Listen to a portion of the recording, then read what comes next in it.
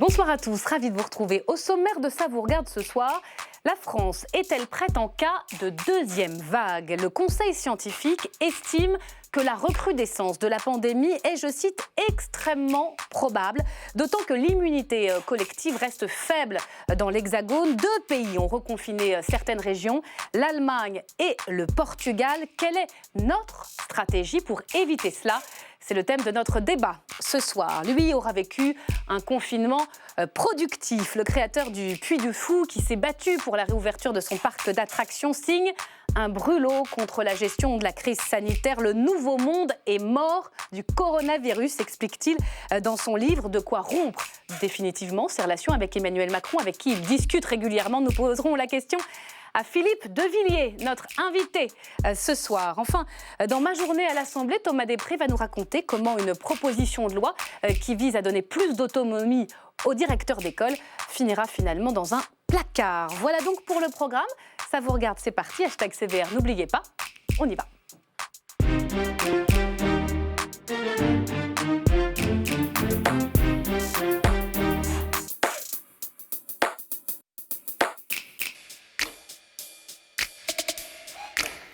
Et bienvenue à vous, chers téléspectateurs. Merci d'avoir choisi LCP. Il s'appelle Hans Kluge. Il dirige la branche Europe de l'OMS, l'Organisation mondiale de la santé, et il tire aujourd'hui la sonnette d'alarme. Conférence de presse diffusée en ligne depuis Copenhague. Écoutez. Pendant des semaines, j'ai évoqué le risque d'une résurgence du virus au fur et à mesure que les pays se déconfinent. Dans plusieurs pays d'Europe, ce risque est maintenant devenu une réalité. Voilà, des cas qui repartent à la hausse en Europe et la menace d'une deuxième vague qui se rapproche. Alors, sommes-nous prêts à y faire face? On va se poser la question tous les trois ce soir sur ce plateau. Bonsoir Gérald Kierzek, merci d'être là. Vous êtes médecin docteur Kierzek, les téléspectateurs de TF1 LCI vous connaissent bien, chroniqueur santé et surtout médecin urgentiste à l'Hôtel-Dieu. Bonsoir Anne Jeunetet. Bonsoir. Merci à vous, bienvenue. Vous êtes député La République En Marche des Français d'Asie, d'Océanie et d'Europe orientale et médecin de profession. Je vous passe la parole dans un instant. Est-ce qu'on est prêt? Est-ce qu'on ne l'est pas? Celui qui va nous planter le décor pour commencer sur cette poussée alarmante de Corona, c'est Stéphane Blakowski, si j'ai bien compris tout de suite. Bonjour mesdames, bonjour docteur. Bonsoir Stéphane. Si j'ai bien compris ce soir. Si j'ai bien compris, Myriam, va peut-être falloir penser à refaire votre stock de pâtes et de PQ, quoi. Voilà. J'imagine qu'il vous reste 2-3 paquets de coquillettes, peut-être quelques rouleaux, Ne cassez pas tout, on a un nouveau décor. De papier toilette. Oui. Mais s'il y a un rebond de l'épidémie, est-ce que ce sera suffisant, Myriam?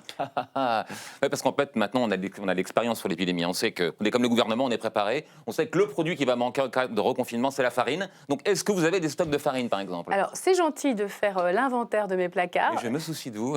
Mais pourquoi? Qu'est-ce qui vous rend si alarmiste? Je sais pas. Peut-être que c'est une déformation professionnelle. Ouais, vous savez, il y a quand même demandé au docteur qui passe à la télé, il y a quand même 27 chaînes sur la TNT. Donc si on ne dramatise pas un peu son propos, qu'est-ce qui se passe? Les gens s'ennuient, ils zappent. Mais rassurez-vous, quand je tiens des propos anxiogènes, c'est toujours dans le respect de la déontologie. Alors pour l'instant, c'est pas si flagrant. Dites donc Myriam, là, vous avez de la chance que j'ai pas de carte de presse, sinon je vous la brandirais sous le nez parce qu'il y a quand même des faits, quoi. C'est-à-dire que le gouvernement envisage sérieusement l'hypothèse d'un rebond de l'épidémie. D'ailleurs, c'est pas étonnant puisque lundi, le Conseil scientifique a déclaré, je cite, alors je vais vous le lire, une intensification de la circulation du virus dans l'hémisphère nord, on y est, à une échéance plus ou moins lointaine, c'est un peu flou, mais la conclusion dit tout ça c'est extrêmement probable. Donc quand on dit extrêmement probable, ça veut dire qu'on serait extrêmement étonné s'il n'y avait pas un rebond de l'épidémie. Voilà. Mais là vous exagérez peut-être, c'est que s'il y a un rebond, ça ne veut pas forcément dire qu'il y a reconfinement du pays. Ah là, Myriam, vous allez encore m'obliger à tenir des propos anxiogènes. Croyez bien que ce n'est pas de gaieté de cœur, mais le reconfinement, il a déjà commencé. Alors bien sûr, pas en France, ou plutôt pas encore en France.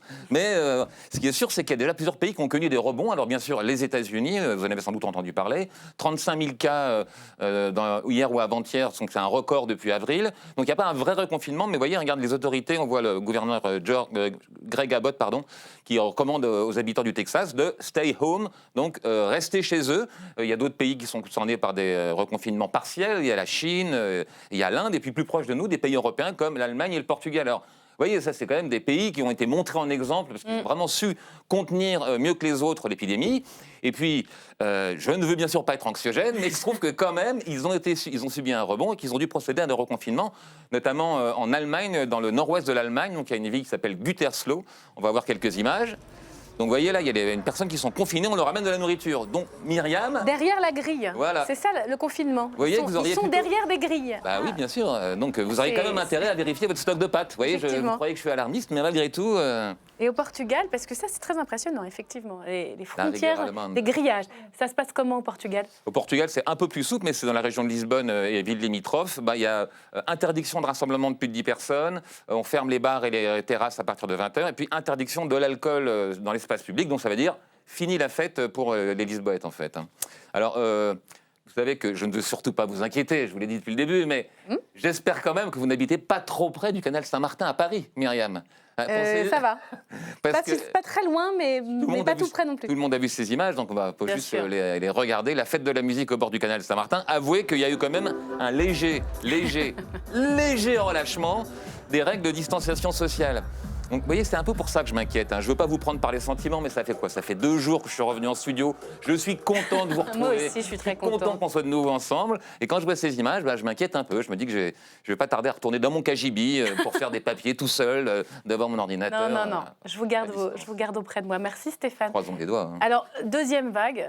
Quelle deuxième vague déjà? Mais sur la deuxième vague, Gérald Kierzek, on a l'impression que maintenant c'est plutôt consensuel. En tout cas, il y a beaucoup plus d'experts scientifiques, infectiologues, épidémiologistes qui vous disent elle est probable, voire extrêmement probable, cette deuxième vague, en tout cas un rebond de l'épidémie, et plutôt moins d'experts pour vous dire le contraire. Le virus, il n'a pas disparu. D'ailleurs, au passage, en médecine, quand on ne veut pas inquiéter quelqu'un, on lui dit surtout pas ne vous inquiétez pas, parce que là, c'est le meilleur moyen de s'inquiéter. Donc cette deuxième vague, elle va arriver dans le sens où le virus est toujours présent, mais après, c'est l'intensité de la vague.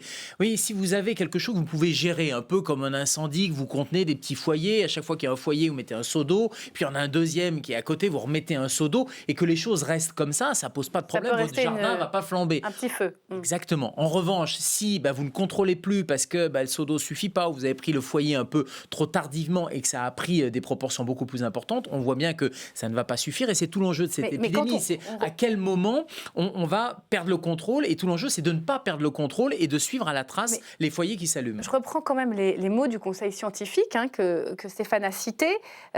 Il parle de forte recrudescence de l'épidémie comme étant, je cite, extrêmement probable. Là, c'est pas le petit feu ou la vaguelette, non, forte recrudescence. Je ne sais pas sur quels indicateurs ils peuvent dire fort, ou ils auraient dit faible, ou moyenne, ou modéré, j'en sais rien. On ne les connaît pas, leurs indicateurs. Je crois surtout qu'ils visent à nous alerter sur le fait qu'il faut être prêt.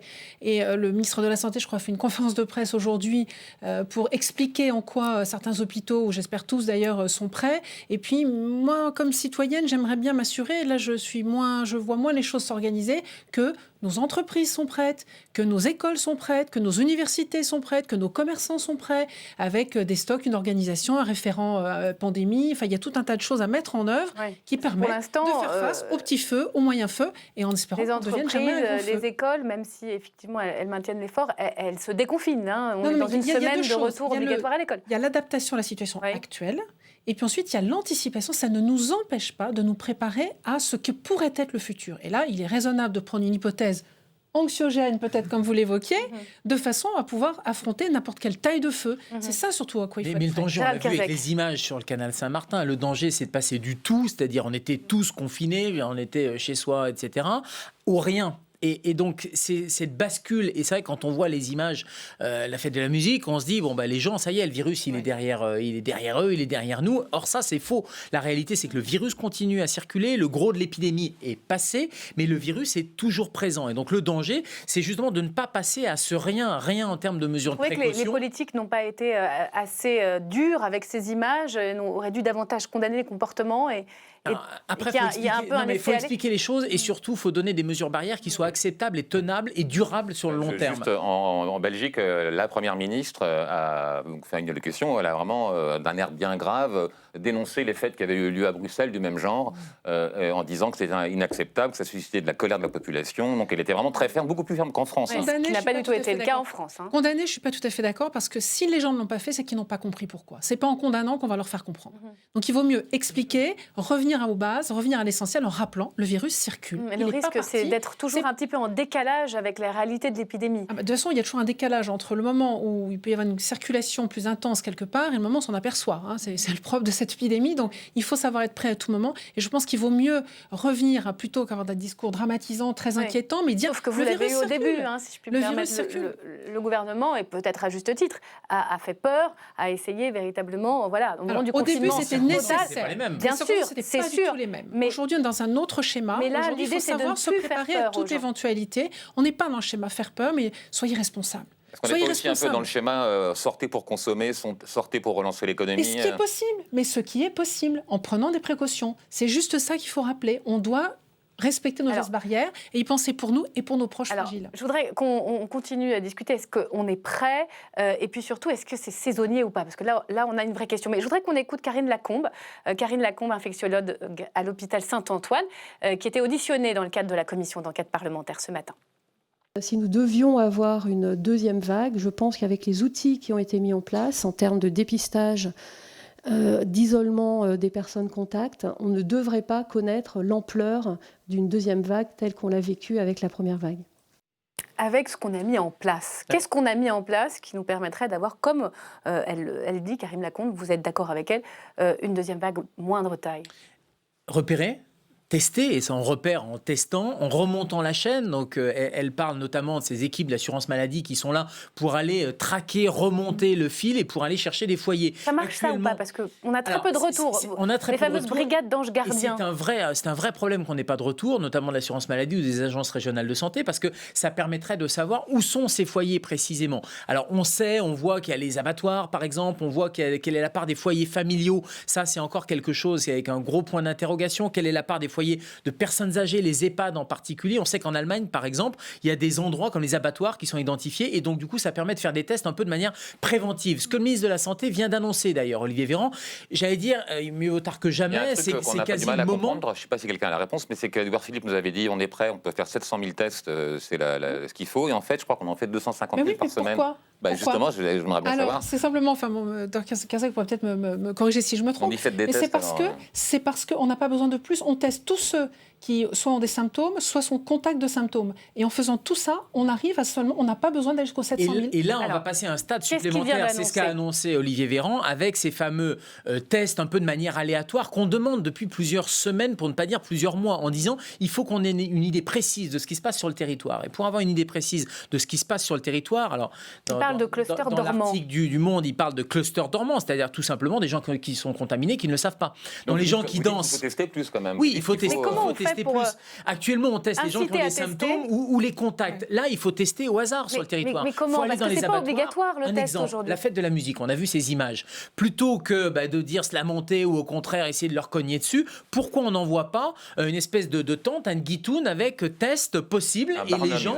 Mais bien sûr, un barnum, et on irait se faire tester, on testerait de manière aléatoire, ce qui permettrait ces jeunes qui sont en bonne santé a priori, donc qui sont asymptomatiques mais potentiellement contaminants. Donc ça veut dire quoi? On installe une tente avec les tests PCR, avec les écouvillons et on fait quoi? On incite les gens, les passants? On prend les coordonnées et on incite les gens. Les parcs, on se posait la question, Anne Hidalgo voulait les rouvrir, le ministre ne voulait pas, etc. Mais il faut les rouvrir et sur ces parcs publics, il faut aller proposer des centres de dépistage. Vous savez, l'épidémie du sida dans les années 80, c'était ça. C'était à la fois de la prévention et du dépistage qui était proposé. On pourrait très bien faire la même chose. Et ça pourrait être une réponse au milieu de la nuit, puisque j'ai des collègues parlementaires qui ont parlé de ça. Je voudrais juste dire qu'en Corée, par exemple, les résurgences qu'on a vu apparaître, c'est amusant d'ailleurs de voir que dans le vocabulaire des médias, on parle de deuxième vague en Asie, alors que ce sont des foyers, et nous on les appelle foyers chez nous, mais c'est le même principe.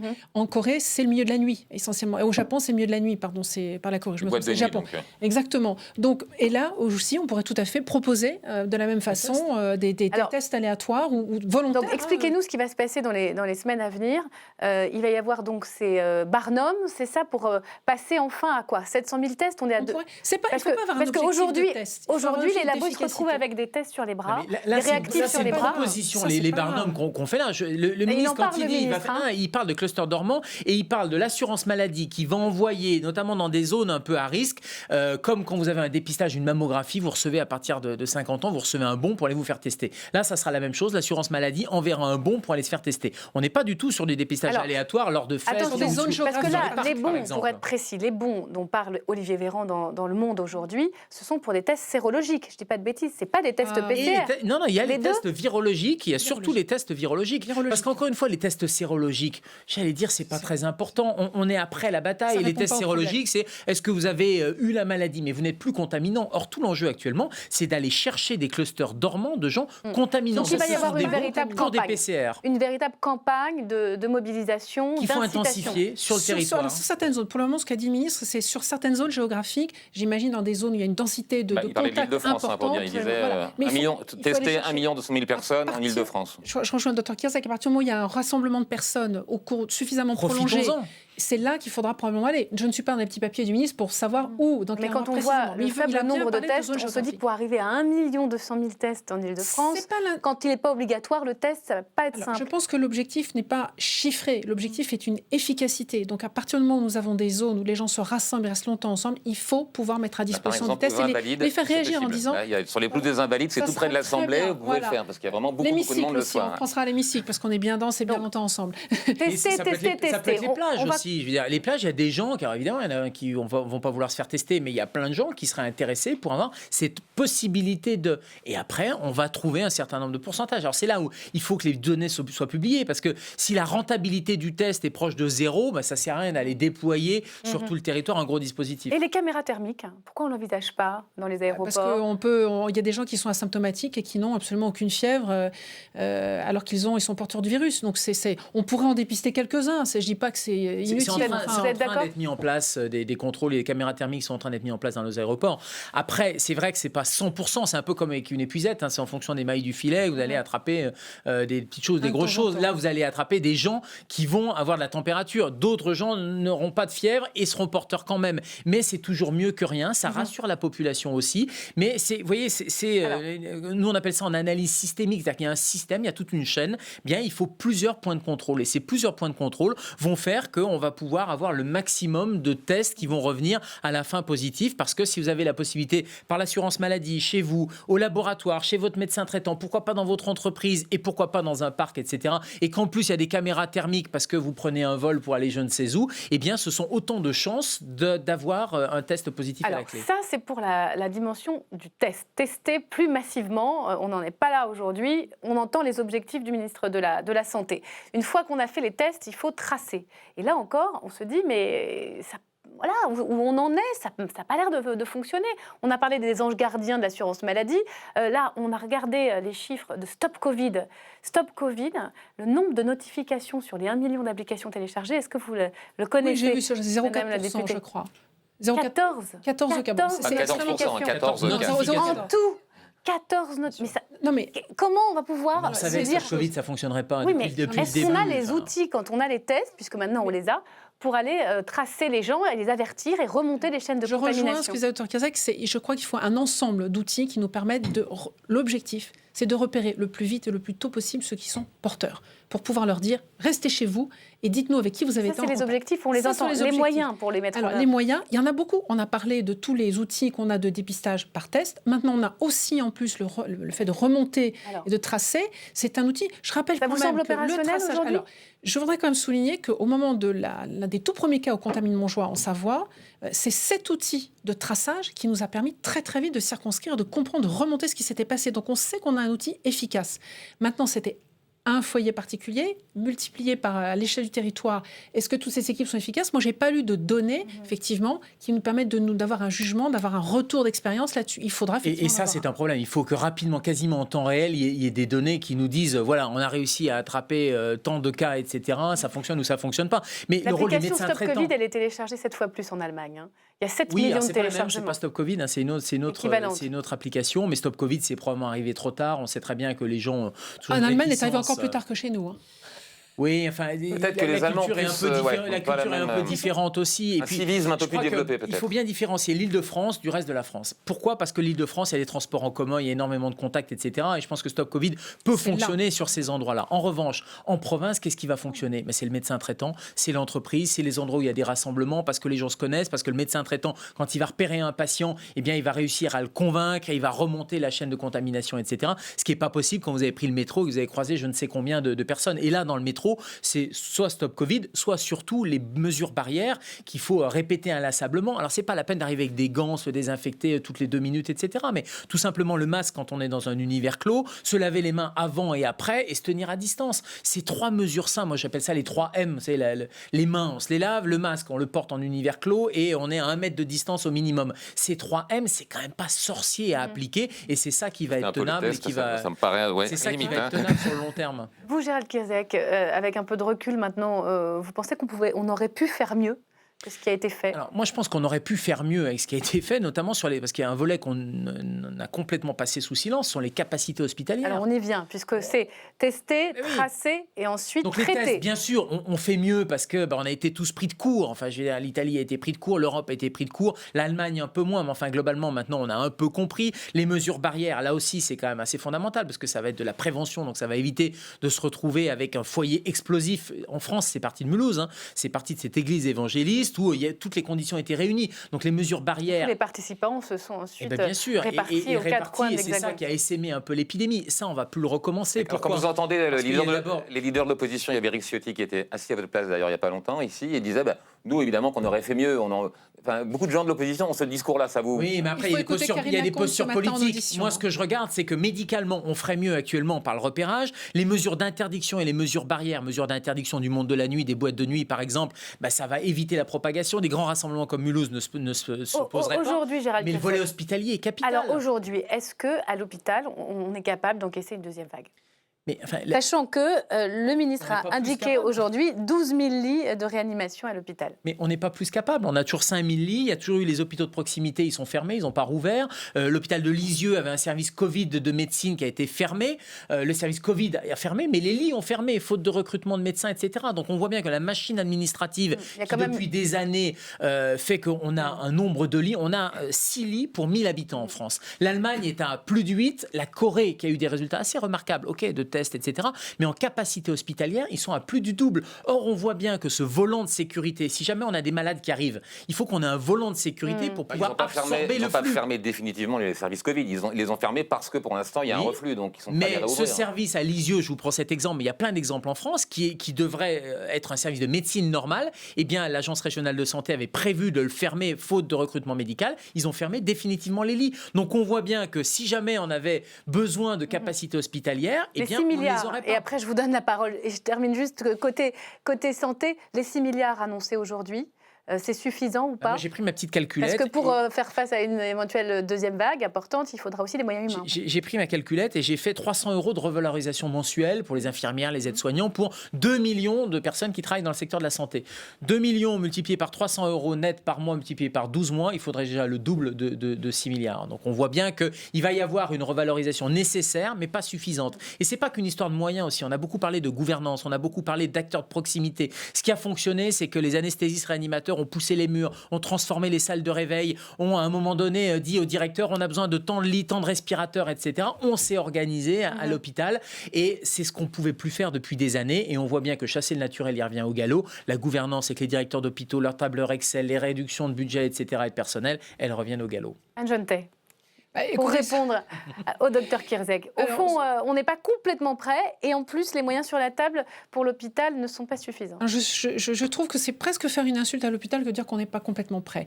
On ne peut pas du jour au lendemain transformer l'hôpital. On connaît ses limites, ses difficultés. On est en train d'y travailler. Mais en tout cas, s'il devait y avoir une augmentation du nombre de cas avec une nécessité d'hospitaliser plus de monde, peut-être pas dans les mêmes proportions, aujourd'hui, nous avons vu que l'hôpital avait su y faire face et je suis certaine, il faut féliciter nos soignants, on serait capable d'y pas faire tenu. face. Il a tenu parce qu'on a confiné tout le monde. Il a tenu parce qu'on n'a pas soigné les autres malades. Mais- Il a tenu parce que les malades avec un cancer Moi, je suis ont eu beaucoup 3 plus- mois moi, de je retard vais- dans la vue je avec un vais- cancer qui a progressé. Je vais Donc, être l'hôpital a tenu dans positive. ces Je conditions. vais être positive. Oui, mais je dis pas que c'est optimal. Je suis pas en train de dire que c'est optimal. Je dis qu'on a tenu et qu'il faut pas faire croire aux gens qu'ils seront pas soignés, qu'ils seront pas traités, qu'ils aient le Covid ou autre chose. Ça, c'est faux. Ils seront traités, sont soignés, quelle que soit la pathologie qu'ils ont. Dans des conditions qui sont peut-être parfois un peu acrobatiques, on est en train d'y travailler. Le Ségur de la santé est là pour ça. Un chiffre a été avancé, mais vous l'avez dit, il n'y a pas que les chiffres. Il y a effectivement la gouvernance qui a été longuement rappelée. Et moi, personnellement, j'espère vivement qu'on saura effectivement travailler sur cette gouvernance et rebondir, capitaliser sur l'agilité qu'on a su développer pendant la crise. Je voudrais qu'on termine ce débat par une question. On parle de la deuxième vague, on parle de sa taille. La question, c'est quand ? Quand cette deuxième vague? C'est la question de la saisonnalité de ce coronavirus. On va écouter Didier Raoult qui s'exprimait sur le sujet. Ça faisait longtemps. Et c'était hier à l'Assemblée, bien sûr. L'hémisphère sud a une inversion des saisons. Donc l'hiver, c'est maintenant, dans l'hémisphère sud. Et comme la Nouvelle-Zélande a une latitude qui est la même que la nôtre sur l'hémisphère sud, eh bien, s'il y a une épidémie de coronavirus actuellement en Nouvelle-Zélande qui débute, on peut se dire, mon Dieu, il est bien possible que nous en reprenions et qu'elle devienne saisonnière l'année prochaine pendant la saison froide. Voilà. Après avoir dit qu'il n'y aurait pas de deuxième vague, cette fois-ci, le professeur Didier Raoult explique qu'il ne sait pas, mais que c'est possible et que la Nouvelle-Zélande sera un bon indicateur. Non. Elle brûle de lui répondre. Ah, je sais. Pardonnez-moi. La Nouvelle-Zélande, je pense que le professeur Raoult n'est pas du tout au courant. C'est ma circonscription. Allez-y. Je connais très bien. Allez-y. La Nouvelle-Zélande qui a effectivement très bien géré la situation, qui s'est notamment beaucoup confinée, isolée, qui est sortie du confinement maintenant. Ils ont eu 2 cas, effectivement. Ils s'attendaient vraiment. Ils avaient annoncé. La Première ministre avait annoncé qu'il y avait disparition du virus. Ils en étaient extrêmement contents et je comprends. Ça rejoint le souci des cas cachés. Mais en l'occurrence, les 2 cas qui sont arrivés, ce sont 2 femmes qui venaient d'Europe, d'Écosse et qui sont venues rendre visite à de la famille en Nouvelle-Zélande. Donc vous dites quoi? Vous dites qu'il n'y aura pas d'épidémie en Je ne sais Nouvelle-Zélande? pas ce que je dis. Je dis simplement que l'exemple de la Nouvelle-Zélande qu'il a choisi est très mal choisi. Mais ce qu'il dit, c'est qu'il faut regarder. Il ne dit pas qu'il y a une deuxième vague ou une première vague. C'est en des questions Nouvelle-Zélande. d'hémisphère. Il regarde ce qu'il faut. Il faut regarder dans l'autre hémisphère qui sont inversés en termes de saisonnalité, ce qui me semble assez logique. Ils ne sont pas partis du même point non plus. Dans l'hémisphère sud, mais il faut regarder le comportement du virus en hiver. Et il est très probable que l'hiver prochain, on aura encore, il va falloir apprendre à vivre avec le coronavirus. Alors après, si c'est vivre avec un virus qu'on arrive à calmer, qu'on arrive à tenir encore une fois comme un feu qui couve et à tout de suite le circonscrire, ça pose pas de problème. Au passage, les mesures barrières, là, le masque, le lavage des mains, etc., qui sont des mesures que nous, médecins, on répète à longueur d'année, ça éviterait des milliers de morts pour la grippe. Ça éviterait des gastroentérites, ça éviterait énormément d'épidémies. Donc finalement, on pourrait, même s'il y a le coronavirus, mais avec ces mesures barrières, ça va permettre d'éviter beaucoup de morts du coronavirus ou d'autres pathologies. Petite question encore sur ces questions de température. Il y a des pays comme le Brésil où il fait chaud quand même, je pense, où le virus circule fortement. C'est pas la température, d'abord ce sont les UV qui détruisent ce virus, pas la température. La température, il faut plus de 60 degrés pendant 4 minutes in vitro, donc on voit qu'il faudrait vraiment qu'il fasse très très très chaud, c'est même impossible. Donc c'est plutôt le rayonnement UV, mais c'est surtout le mode de vie aussi. C'est pas un argument pour démonter la saisonnalité. En revanche, le bon argument, c'est de dire quand il fait chaud, on vit dehors. Et quand on vit dehors, ce ne sont pas les conditions propices pour pouvoir avoir le virus qui se multiplie et qui se passe d'un individu à un autre individu. Une question. Je sais que la dernière fois que vous étiez venu, il y avait la crise à Venise et vous disiez moi j'irais bien à Venise malgré tout s'il n'y avait pas ce confinement. Mais c'est vrai. Là, est-ce que vous partiriez en vacances à l'étranger cet été? Parce que si ça redémarre et qu'on est bloqué... Alors il y a 2 raisons. Sur le plan sanitaire, il y a vraiment des pays dans lesquels j'irais sans hésiter. Ça, c'est certain. En revanche, je voudrais être sûre de pouvoir revenir. Et aujourd'hui, la difficulté, c'est que voilà, on peut se retrouver dans un pays qui, dans une zone géographique, pas seulement un pays entier, mais une zone géographique comme le fait l'Allemagne sur une petite zone. On peut se retrouver dans une zone qui reconfine et je pourrais me retrouver bloquée. Donc la perspective d'être bloquée, parce que le virus ne saute pas les grillages, on le sait bien. Mais ça me gênerait beaucoup plus d'être bloquée quelque part que de prendre. Donc c'est un risque malgré tout. Donc c'est un risque. Une possibilité de... Je crois que cette année, alors maintenant... Si vous partez à Lisbonne cet été, vous pouvez rester bloqué.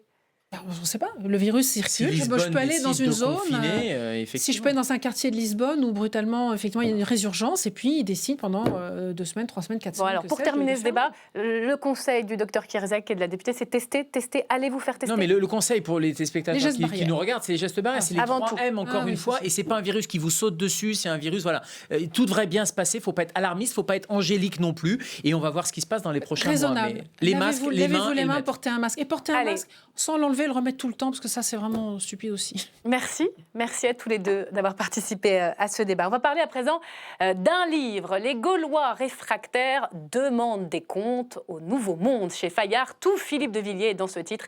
150 pages au vitriol, écrites pendant le confinement. Les oreilles d'Emmanuel Macron ont dû siffler en le lisant. Avant d'accueillir Philippe de Villiers, retour sur cette relation aussi complexe qu'improbable entre le président et le vicomte vendéen, Ahmed Tazir. Emmanuel Macron dans l'arène du Puy du Fou, aux commandes d'un char. Tout sourire, aux côtés de Philippe de Villiers. Les images des deux hommes ensemble sont rares. Nous sommes à l'été 2016. Le créateur du Puy du Fou sur ses terres accueille celui qui n'est alors que ministre de l'économie et bientôt candidat à l'Élysée. Le vicomte de Villiers est héritier de la droite souverainiste, conservatrice. Emmanuel Macron est plutôt libéral. Une relation amicale est pourtant née, même si politiquement, tout les oppose.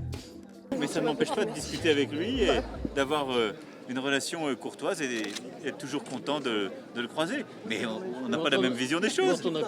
Et Emmanuel Macron, devenu président, cette amitié sulfureuse ne semble pas inquiéter dans les rangs de la majorité.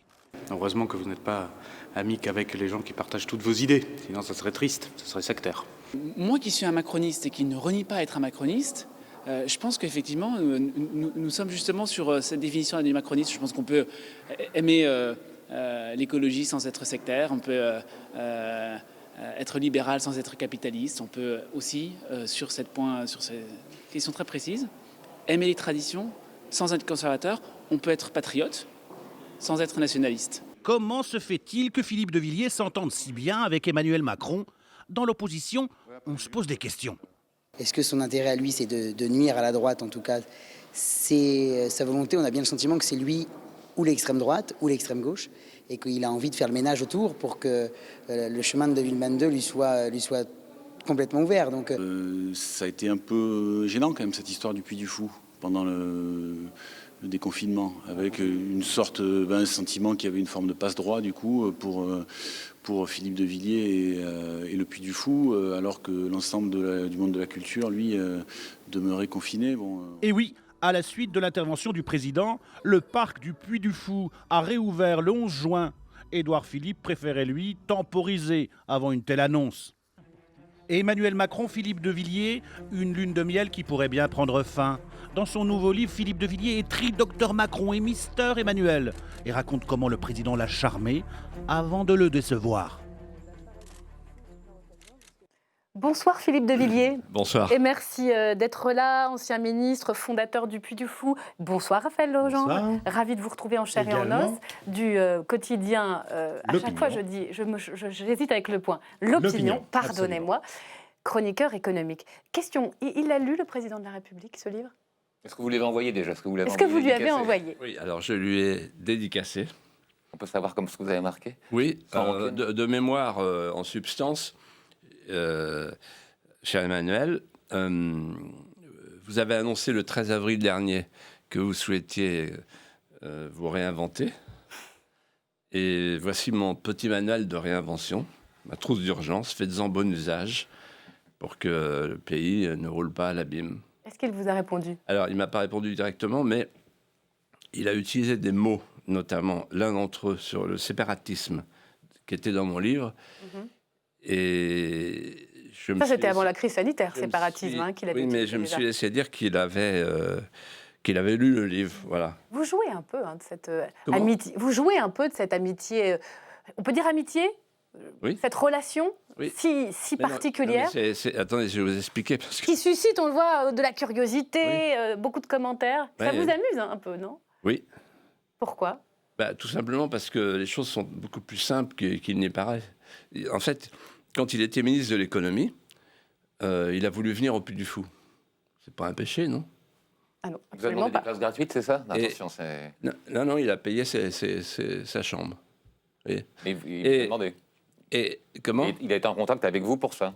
Donc il voulait venir voir le Puy du Fou. Il a passé un long moment avec Brigitte et il souhaitait avoir un long échange avec moi. Bon, voilà, on a eu un long échange, notamment sur la question de la France et la mondialisation. Je lui ai dit, vos prédécesseurs ont adapté la France à la mondialisation, il faudra faire l'inverse si vous êtes élu. À l'époque, il était ministre de l'économie. Bon, il y avait peu de chances, à mes yeux, qu'il fût élu. Bon. Et ensuite, en partant, il m'a dit, c'est un fleuron français. C'est ce que je pensais, mais vraiment, je découvre quelque chose qui, pour moi, me touche. Et vous pouvez compter sur toutes mes attentions. Voilà, je me sens Puy-Follet, comme on dit au Puy. Puy-Follet, au point d'ailleurs de vous entendre, puisqu'il a rendu possible la réouverture du Puy du Fou. Vous avez entendu Pierre Dharréville, le député communiste, qui parle clairement de faveur. Qu'est-ce que vous répondez à ça? De passe-droit même. Voilà, il est mal informé parce qu'en réalité, ce qui est passé au Conseil de défense, c'est pas seulement le Puy du Fou, mais 500 établissements culturels. Et si vous interrogez certains présidents de festivals, ils disent grâce au Puy du Fou, voilà. Donc, vous avez ouvert la voie. Il y a eu évidemment aucun passe-droit. Simplement, ce que je voulais dire, c'est que Emmanuel Macron, il me connaît bien. Il sait que je suis souverainiste, que je ne vais pas changer d'avis. Quand il a parlé de la lèpre populiste, je lui ai dit, je suis arrivé avec ma crécelle. Je lui ai dit, voilà, je suis lépreux, populiste et je ne me soigne pas. Voilà. Donc, les choses sont claires. Mais alors, c'est vrai en fait, on a une double conversation. C'est Emmanuel d'un côté et Emmanuel Macron ou Mister Macron de l'autre. Parce que vous oscillez entre les deux dans le livre. Alors, en fait, ce qui me frappe beaucoup, c'est que c'est un homme du Nouveau Monde, mais qui est capable de revenir à l'Ancien Monde. La preuve, dans sa dernière allocution, il parle d'indépendance, de souveraineté, de relocalisation. On va en parler. Et donc, il est capable de faire des saltos avant, de faire des saltos arrière.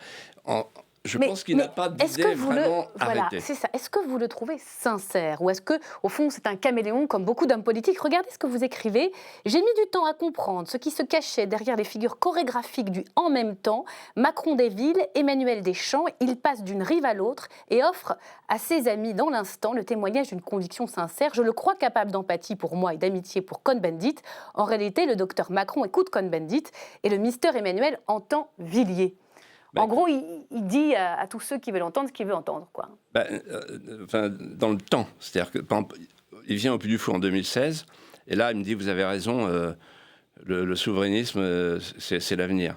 Puis, le 4 mars 2018, donc, il me dit, la lèpre populiste, donc il fait demi-tour avec la souveraineté européenne, etc.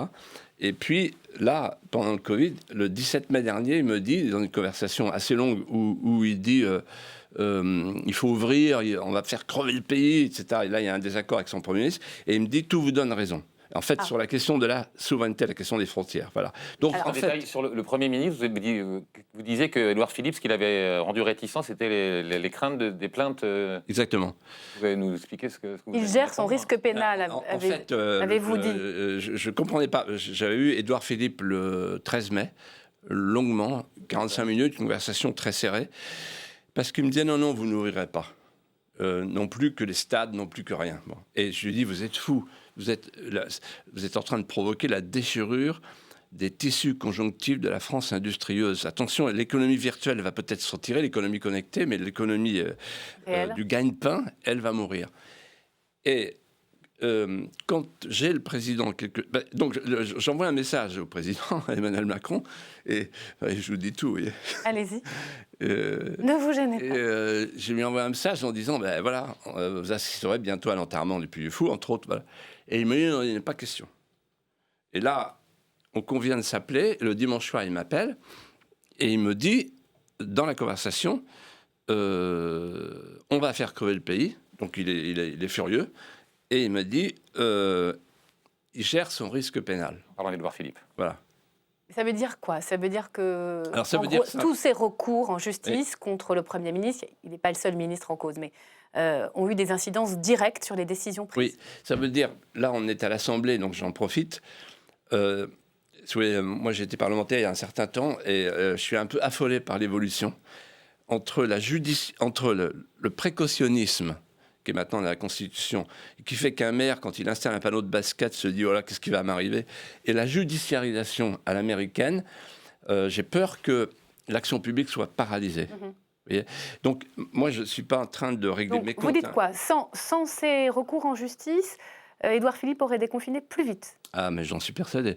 Je pense que si nos gouvernants n'étaient pas traumatisés par le sang contaminé, l'affaire Fabius, ils auraient déconfiné beaucoup plus vite. Alors, ils étaient partis puisque la carte rouge, mais il fallait aller plus vite. Et moi, je pense que, encore une fois, Emmanuel Macron m'a dit, là, il n'y aura pas de deuxième vague cet été. Il y aura peut-être une deuxième vague. On en parlait vous tout à avez l'heure. évoqué tout à l'heure, voilà. À l'automne. Plus tard, à l'automne. Mais sur le fond, ces recours qui se multiplient, est-ce que c'est dangereux pour vous? Vous commenciez un peu à les condamner. Il y a une soif de coupables qu'il faut dénoncer? Alors, il y a vraiment deux choses. Encore une fois, je parle dans cette enceinte de la représentation nationale. Il y a la grandeur et la noblesse de la responsabilité politique, pour les actes politiques.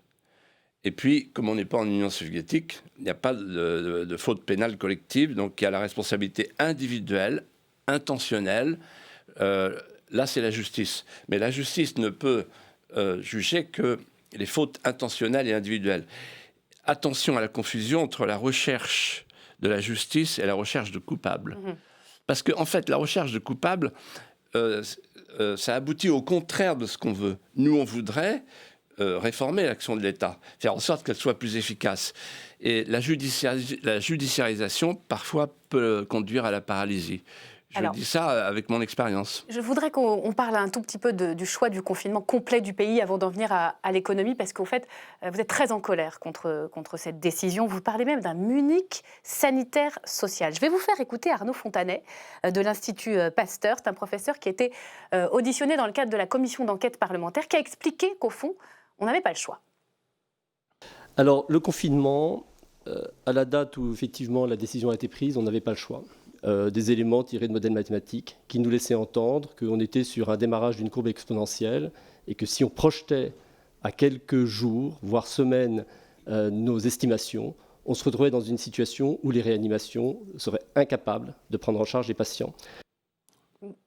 Qu'est-ce que vous répondez à ça? Je comprends très bien. On n'aurait pas pu faire autrement. Oui, je comprends très bien ce qui est dit et ça recoupe une conversation qu'on a eue avec Emmanuel Macron, qui est la suivante.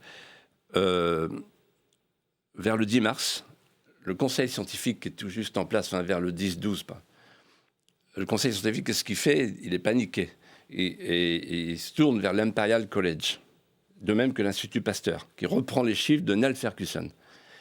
Neil Ferguson, qui est un modélisateur très connu et très reconnu, qui dit « Oh là là, la France, 500 000 morts.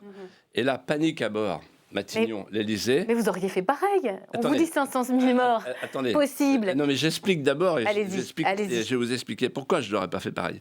500 000 morts et là, ils disent il faut lisser la courbe. On n'a pas les lits de réanimation et on n'a pas envie de voir en France ce qui se passe en Italie, c'est-à-dire le 20h avec les gens qui meurent dans les couloirs. Voilà. Et derrière tout ça, il y a encore, évidemment, l'idée du risque pénal. Donc on enferme tout le monde, comme ça, la question ne se pose même pas. Moi, je pense que ce fut une erreur. Je ne suis pas le seul à le penser, il y a de plus en plus de gens qui le pensent. Ils ne l'ont pas dit sur le coup, simplement. C'est ça le problème. Ils le disent après. Donc, alors, le confinement... C'est plus facile a posteriori. Moi, j'ai écrit ce livre au tout début du confinement en me disant la chose suivante, mais qui est un propos de bon sens, je pense. Il aurait fallu faire le confinement comme on a fait le déconfinement. Ils ont tenu compte de leur erreur. C'est-à-dire qu'ils ont fait un déconfinement ciblé, avec la carte rouge, la carte verte, les 100 km. Il fallait faire la même chose pour le confinement. C'est un confinement ciblé. Il y a beaucoup de gens qui l'ont dit. Il y a un journaliste, Quatremer, dans Libération, qui a dit par ça région, tout début. Voilà. Un confinement ciblé sur les zones à risque, avec un périmètre sanitaire. On avait la possibilité de le faire au début. Et ensuite, un confinement ciblé sur les personnes à risque. Pourquoi vous ne décrochez pas votre téléphone en expliquant ça au président, en leur disant « Stop ! Il faut confiner par région, j'ai mon plan !» C'est exactement ce que j'ai fait. Dès le début, parce que quand moi j'ai entendu parler j'ai vu une bande passante sur les chaînes d'infos en disant voilà tous les spectacles, tout va être fermé, etc. tout l'été, j'ai paniqué, donc j'ai appelé le président, j'ai dit mais je comprends pas pourquoi vous faites pas un confinement ciblé. Alors c'était non seulement un confinement généralisé, erreur, et non pas un confinement ciblé, mais en plus très strict, avec cette fameuse attestation dérogatoire. Et la règle des 1 km aussi. Et on oubliait qu'est-ce qui vous répond à ce moment-là, puis on avance ensuite sur l'économie ? Aux nécessités de la vie de l'esprit. Et qu'est-ce qui vous répond, le président, à ce moment-là ? C'est là qu'il vous dit le risque pénal, c'est tout ? Joker. Ah, ça alors. Bah, vous avez dit que vous Pourquoi racontiez. Joker Pourquoi Joker Il faut replacer aussi dans le contexte. C'est-à-dire qu'à l'époque, on n'a ni masque, ni test. Absolument. Donc pour pouvoir cibler, c'est ce qui manquait terriblement à l'État. C'est la protection de la population qui est le masque et les tests pour pouvoir cibler effectivement les clusters et les zones. Alors on pourquoi l'avait pas à Joker l'époque. Dites-nous ce qui vous répond. Donc, non, mais il n'est pas sûr de lui sur cette question. Voilà. Et la preuve, d'ailleurs, il a donné des instructions pour Il doute à ce moment-là de cette décision Oui. De confiner totalement le pays. Il doute de cette question. Alors, la preuve qu'il doute, je vous la donne. C'est qu'en fait, à ce moment-là, il a une tentation. C'est la même que les parlementaires en 40 qui votent les pleins pouvoirs au maréchal Delfrécy. C'est-à-dire, il dit, je m'emmerde pas, c'est le conseil scientifique. Et là, pendant plusieurs interventions, il dit, nous en remettons au rationnel scientifique, de même que M. Véran. C'est là que tout à coup, on a vu le biopouvoir se mettre en place. C'est-à-dire le conseil scientifique. Et puis, c'est-à-dire qu'il y a une sorte de transfert au conseil scientifique. D'ailleurs, c'est intéressant, si vous me permettez juste une petite parenthèse, puisqu'on est à l'Assemblée nationale. La démocratie représentative, là, elle vacille deux fois. D'un côté, il y a la tentation de s'en remettre aux experts pour le pouvoir, et d'autre côté, de s'en remettre au tirage au sort. C'est-à-dire les experts, c'est ceux qui sont plus compétents que nous, et les tirages au sort, ceux qui sont moins compétents, a priori, que la démocratie représentative. On parlait de la Convention sur l'écologie. Convention citoyenne sur le climat. Ça, c'est un signe de maladie démocratique. Ça veut dire que quand la démocratie représentative ne s'assume plus, quand le pouvoir ne s'assume plus, le pouvoir n'est plus le pouvoir. Alors on a compris le diagnostic et le constat qui est accablant, que vous faites dans votre livre. Et en même temps, vous expliquez que vous aviez raison depuis le début et que c'est très bien qu'Emmanuel Macron, au fond, se convertisse à l'indépendance, à la souveraineté stratégique. Encore faut-il que ce soit possible. Raphaël Legendre, ce mot des relocalisations revient en permanence maintenant dans la bouche des différents ministres, que ce soit celui de l'économie, le Premier ministre également. Qu'est-ce qu'on fait concrètement ? Est-ce que c'est possible de reprendre la main, le contrôle sur nos biens stratégiques ? Ça revient aussi dans la bouche du président. Souvenez-vous du déplacement à Sanofi le 16 juin. Emmanuel Macron a indiqué que les relocalisations, c'était le premier axe pour retrouver notre souveraineté. Alors, est-ce que c'est facile ? Je vous le dis tout de suite, non. Est-ce que c'est, moi j'irais même plus loin, est-ce que c'est souhaitable ? Je ne le pense pas non plus. Je prends un exemple très simple.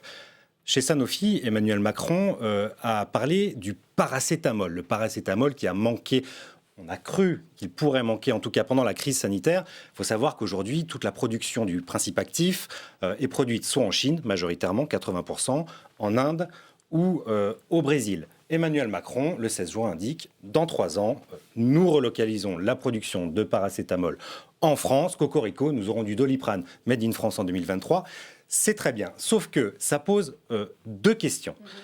D'abord, est-ce que l'industrie pharmaceutique, l'avenir de l'industrie pharmaceutique se trouve dans la vente de paracétamol, où la valeur ajoutée est extrêmement faible ? Oui. Je ne suis pas sûr. Et la deuxième, c'est la question du coût.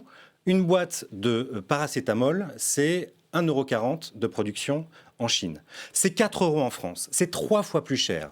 Donc, il faut bien expliquer aux Français que les relocalisations, ça coûtera plus cher. Ce sera une augmentation du coût de la vie. Et ce qui est vrai pour le médicament est vrai pour l'ensemble des produits à faible valeur ajoutée qu'on pourrait relocaliser sur le sol français. Oui, sur cette question-là. Ce que vous venez de dire est très intéressant, parce que ça rejoint les débats qui ont eu lieu ici au moment du traité de Marrakech sur l'OMC, quelques mois après le traité de Maastricht. À l'époque, on disait, voilà, on va privilégier la consommation sur le travail. Et on a fait le choix, je me souviens très bien d'une discussion avec Édouard Balladur, qui dit, on va perdre notre agriculture, on va perdre notre industrie, mais on va regagner sur le tertiaire, parce que c'est pas demain la veille que les Chinois et les Indiens auront des ingénieurs et des laboratoires. Ah, petite erreur. Énorme erreur. Oui. Énorme erreur. Et donc, ce que vous évoquez, effectivement, c'est très intéressant. On a fait le choix du consumérisme mondialisé. Et on a une industrie qui ne pèse plus que 10% de notre PIB contre 20% avec l'Allemagne. Et quand vous avez perdu votre agriculture livrée au processus agrochimique et que vous avez perdu votre industrie, vous installez ce qu'on appelle les fameuses chaînes de valeur globale. Alors ça, on sait, les Français savent ce que c'est. Comment on fait maintenant? Si, attendez, les chaînes de valeur globale, vous venez de les évoquer. Les chaînes de valeur globale, ça consiste à faire le principe actif en Inde, puis l'enveloppement en Chine, et puis après on revient en Pologne, etc., avant d'arriver dans la pharmacie. Bon. Mais les chaînes de valeur globale, ça marche un temps. Il y a un moment donné où l'esclave de l'esclave payait encore moins cher, parce qu'on trouve toujours un esclave encore plus esclave que l'esclave. À un moment, il devient le maître, et il vous dit maintenant ça suffit. Donc est-ce qu'on se lance dans une guerre commerciale? Les chaînes de valeur globale finissent par vous enchaîner. En d'autres termes, pour les biens stratégiques, alors après on peut discuter. Alors c'est autre chose, effectivement, parce que cette chaîne de production globale, elle a permis de sortir des centaines de millions d'Asiatiques, notamment de la pauvreté. C'est ce qui a permis la croissance mondiale, qui fait qu'il y a beaucoup moins de pauvreté aujourd'hui. Vous savez ce qu'on disait. Il y avait hier. Et le problème de ces chaînes vous permettez que je réponde là-dessus? Oui, bien sûr. On disait avec Jamie Goldsmith ici même, en 1992-1994, avec Philippe Séguin et Charles Pasqua, la mondialisation, c'est un système dans lequel ce sont les pauvres des pays riches qui subventionnent les riches des pays pauvres. Et donc, en fait, aujourd'hui, on est dans une situation d'appauvrissement du pays. Enfin, la mondialisation heureuse, qu'est-ce qu'elle a produit chez nous? De la mondialisation, la mondialisation, non, un monde de nations. L'échange, c'est vieux comme les Phéniciens, il n'en est pas question. Mais simplement un monde de nations, c'est-à-dire le carré magique qu'on a vu de la survie, c'est-à-dire la frontière, la souveraineté, l'indépendance, les intérêts vitaux. De Gaulle, quand il est rentré dans le marché commun, en arrivant en 1958, il a dit « Moi, je veux bien le marché commun à deux conditions. D'abord, la protection des intérêts vitaux, et deuxièmement, la préférence communautaire. » Donc, par exemple, si on faisait des chaînes de valeur globale, j'ai pensé que vous alliez chuter là-dessus. Allez. Des chaînes de valeur avec la préférence communautaire, c'est à l'européenne. Si on faisait par exemple vous êtes d'accord pour une souveraineté européenne? Ce sera d'un mot la dernière question. La souveraineté ne se partage pas. La souveraineté, une femme n'est pas à moitié enceinte. La souveraineté, en même temps, il faut elle est une. Se défendre à la bonne échelle. Je parle de l'autonomie stratégique de l'Europe. C'est un autre concept. Donc, mais tout dépend des secteurs. Allez, on va conclure. Si c'est des secteurs importants comme l'environnement, l'énergie, la batterie, par exemple. Exactement. On va s'arrêter là. On va s'arrêter sur cette note d'accord. Aux États-Unis, il y a 5 secteurs stratégiques. Voilà. Et donc, en France, on n'a plus rien. On avait ça du temps du général de Gaulle. On avait des secteurs stratégiques, ce qu'on appelle les intérêts vitaux. Définir des intérêts stratégiques, des secteurs pression. On va s'arrêter là parce qu'on aurait pu continuer il y a encore beaucoup à dire. Très longtemps. C'est passionnant. Les Gaulois réfractaires demandent des comptes au Nouveau Monde. Je signale au passage que vous êtes déjà numéro 1 des ventes en librairie. Comme d'habitude, Philippe Devilliers. Vous restez avec nous.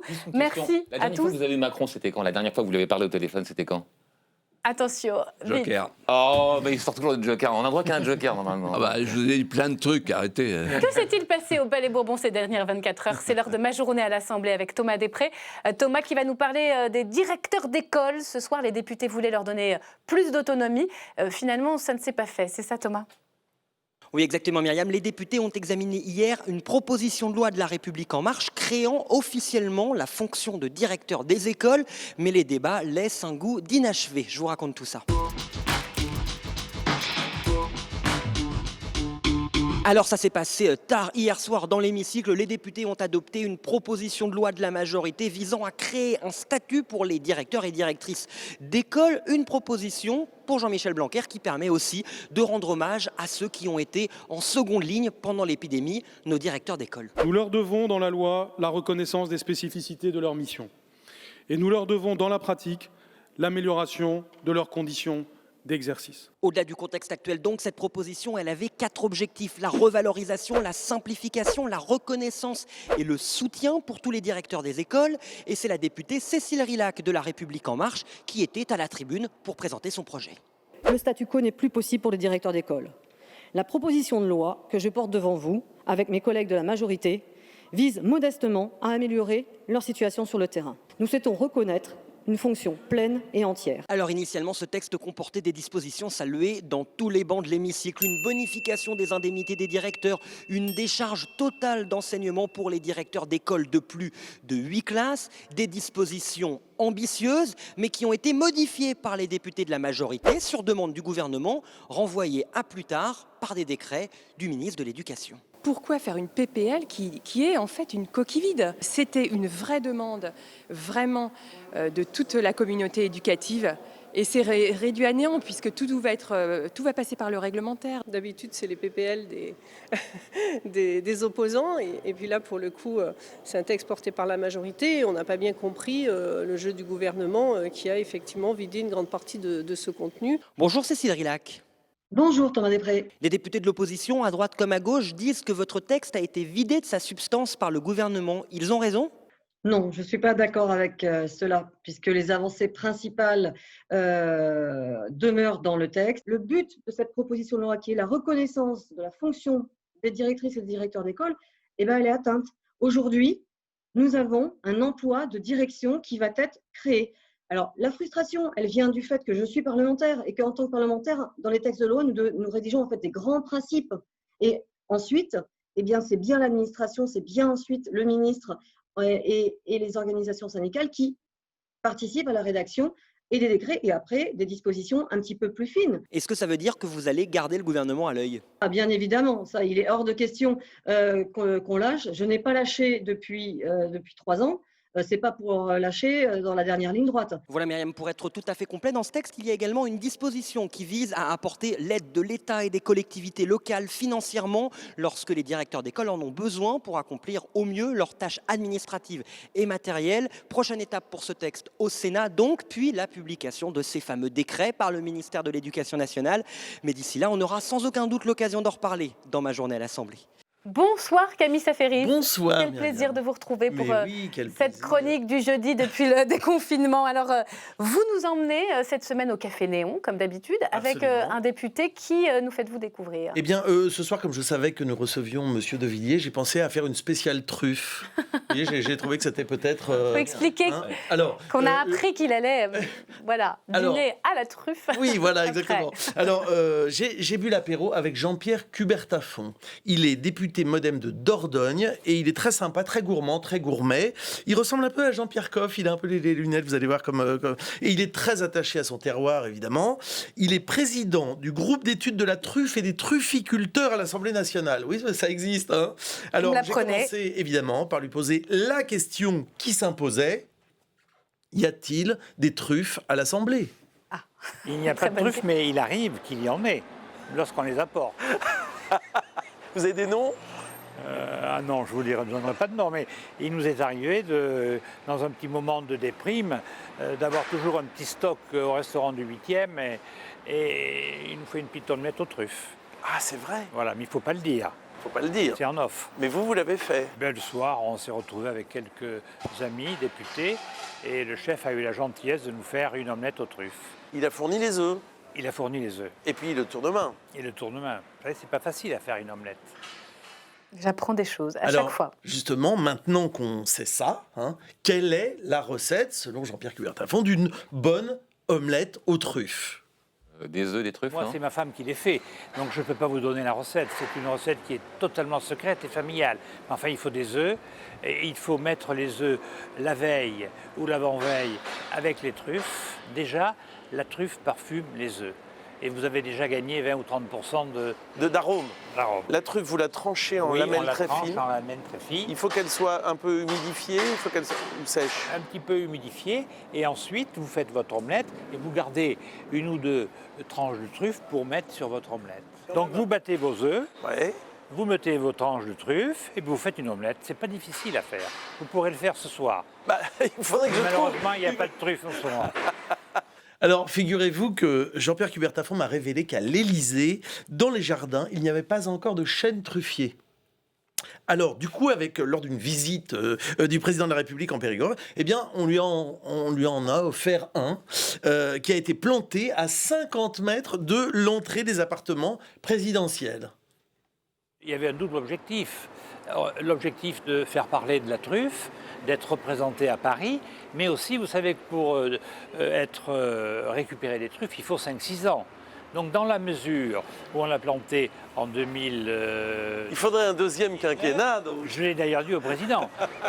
On plante ce chêne, mais on veut venir récupérer les truffes. Voilà. Et donc ce sera en 2023-2024. Et si c'est donc plus lui je peux vous annoncer que le président se représentera, puisque le chêne truffier est à l'Élysée et qu'il faut qu'il récupère ses truffes, puisqu'on le lui a offert à lui.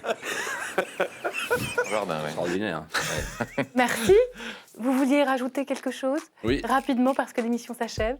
En fait, un jour, il y a un homme politique chevronné qui m'a dit tu sais, Philippe, pour faire un homme politique, il faut être un chien truffier et un chien d'avalanche. Le chien truffier pour sentir les choses favorables, les truffes, et un chien d'avalanche pour sentir les merdes. Eh ben voilà, on va s'arrêter là. Merci infiniment. On aurait pu continuer longtemps cette conversation. Les Gaulois réfractaires demandent des comptes au Nouveau Monde. C'est chez Fayard. Merci, messieurs.